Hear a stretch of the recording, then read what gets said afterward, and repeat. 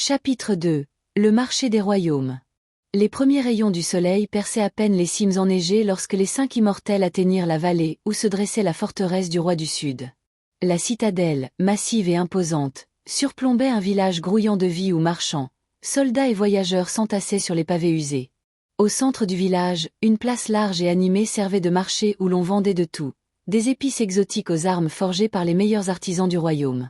Alors qu'il s'approchait, un courtisan aux vêtements brodés de fils d'or, le visage poudré et une perruque blanche ridicule, les accueillit avec une révérence exagérée. Son sourire était aussi faux que ses manières. « Ah, les 5 champions tant attendus !» s'exclama-t-il en agitant un mouchoir parfumé sous son nez. « Le roi Adalric du Sud vous attend avec impatience.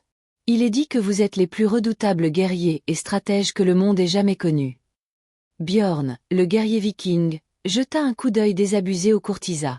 « On est là pour l'or et le combat, pas pour tes flatteries, Godeluro. » Leila, avec un sourire narquois, s'avança et tapota la joue du courtisan avec une familiarité déconcertante. « Ne fais pas attention à Bjorn, il n'apprécie pas les civilités.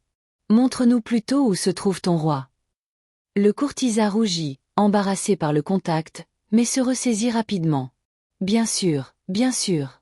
Suivez-moi donc, nobles étrangers. » La cour du roi Adalric, ils traversèrent les rues animées, se frayant un chemin parmi les marchands et les artistes de rue, jusqu'à atteindre les grandes portes de la forteresse. À l'intérieur, la cour du roi Adalric regorgeait d'activité. Des nobles en robes chatoyantes discutaient avec des voix feutrées, tandis que des courtisanes riaient de façon affectée. Des saltimbanques jonglaient avec des torchées flamboyantes, et un fou en costume bariolé bondissait d'un groupe à l'autre, distribuant des piques acerbes et des conseils absurdes. Au centre de ce tumulte, assis sur un trône en bois d'ébène orné de joyaux, le roi Adalric observait la scène d'un œil calculateur. C'était un homme d'âge mûr, robuste, au visage sévère marqué par les batailles et les 5 intrigues. Ses yeux perçants trahissaient une intelligence froide et une ambition sans limite. Le roi leva une main ornée de bagues précieuses, et le silence se fit immédiatement dans la salle. « Vous voilà enfin, dit-il d'une voix grave qui résonna dans la grande salle. On m'a dit que vous êtes immortel, et que vous offrez vos services aux plus offrants. Est-ce vrai ?»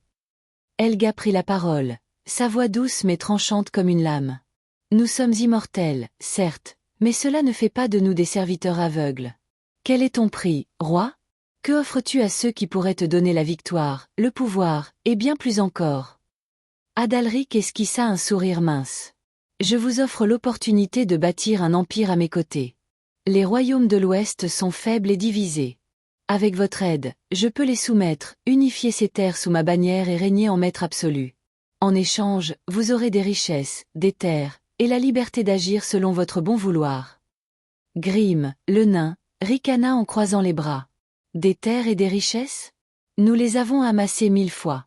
Ce que nous cherchons, c'est un défi digne de notre temps, et peut-être des réponses à nos propres questions. » Le roi, intrigué, se pencha en avant. « Des réponses ? Parle. » Leila, toujours calculatrice, intervint. « Notre immortalité nous lie à une énigme que peu peuvent comprendre. Le temps est notre allié, mais aussi notre ennemi. Si tu veux que nous t'aidions, il faudra bien plus que des promesses d'or. Nous voulons connaître les secrets du temps, savoir qui ou quoi nous a condamnés à cette existence, et comment cela pourrait être utilisé ou défait. » Un murmure parcourut l'assemblée, les nobles échangeant des regards inquiets. Adalric, impassible, se leva et descendit lentement les marches de son trône pour se retrouver face aux 5 immortels. « Très bien. Je vous accorde cette quête. Mais en échange, vous m'aiderez à conquérir les royaumes de l'Ouest et à écraser toute opposition. Ensemble, nous découvrirons ses secrets. Le temps n'est qu'une autre arme à maîtriser. » 6. Les courtisans ivres de richesse. Alors que l'accord était scellé, des courtisans, ivres de richesse et d'ambition, se pressèrent autour des immortels, chacun cherchant à gagner leur faveur. « Je vous offrirai mes plus belles terres en échange de votre protection, » s'écria l'un, son visage rougi par l'alcool et l'avidité. « Mes coffres débordent d'or. Vous pourriez en prendre autant que vous le souhaitez, si vous me garantissez la première place aux côtés du roi, ajouta un autre, un sourire cupide sur les lèvres. Leila sourit, mais ses yeux restaient froids. L'or et les terres sont des choses éphémères. Ce que nous offrons ne peut être acheté si facilement. Un saltimbanque, vêtu de couleurs vives, s'approcha en titubant légèrement, un sourire amusé sur les lèvres. Attention à ne pas trop promettre à ces immortels, mes seigneurs. Leurs services valent plus que votre poids en or, mais ils pourraient aussi vous coûter bien plus que vous ne pouvez l'imaginer. Il fit un tour sur lui-même, sa cape flottant derrière lui, avant de disparaître dans la foule.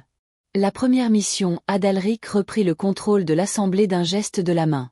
Votre première mission sera d'écraser la rébellion dans le duché de Walter.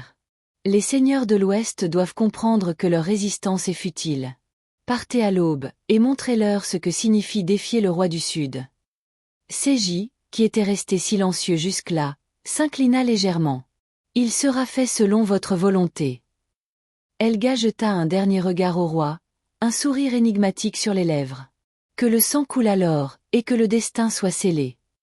Alors que la cour se dissolvait dans le tumulte des préparatifs, les immortels échangèrent un regard entendu. Ils avaient accepté la mission, mais chacun savait que leurs véritables objectifs allaient bien au-delà des simples conquêtes de ce roi mortel. Le temps, et ses mystères, étaient leur véritable quête.